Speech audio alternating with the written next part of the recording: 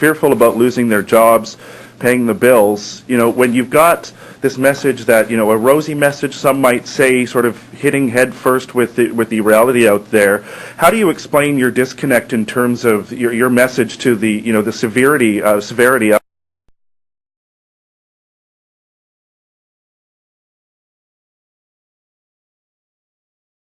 this recession?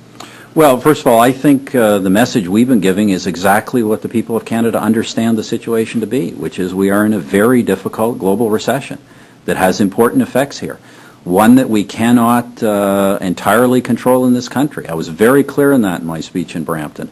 At the same time, it's important to point out, important for all of us to understand as workers, as investors, as communities, that the Canadian economy has relatively very strong assets compared to a lot of other countries. That's why the slowdown in growth, as bad as it has been here, has been a lot less. It's been twice as fast in the United States and Europe, 4 times as fast in Japan. This country has a strong long-term balance sheet. We will return to surplus when there's a recovery. Virtually no other country is in that position. We have the best fiscal position.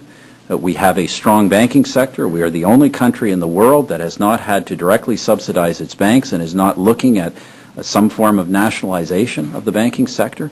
We have low and stable inflation, very consistent record on that. We have a very diverse economy, as we know, both advanced technological sectors as well as commodities.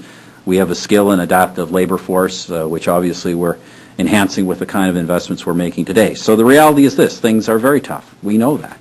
But Canadians should not lose sight of the fact that we remain in a relatively good position compared to other countries.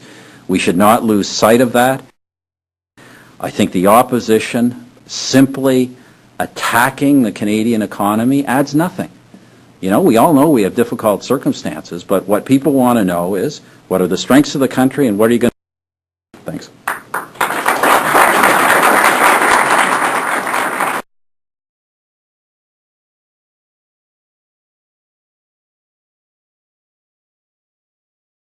Ratios. What's ironic is that our own banks had not actually achieved those ratios. They were actually working under them. Part of what we've... They were under leverage? They were under leverage. Can I just... Canadian banks were under leveraged? Under what they could have been. I didn't know there was such a thing on this entire planet Earth. Well, emissions issue, some states like California may actually try to stop the importation of energy and oil from the Canadian sands. What can you tell us? Well, how is this going to be resolved? First of all, let me be clear about the importation of oil sands oil. Regardless of what any legislature does, the United States will be importing this oil, because there is absolutely no doubt, if you look at the supply and demand pattern into the future, the United States is going to need Canadian oil. It is the one secure, growing, market-based source of energy that the United States has. So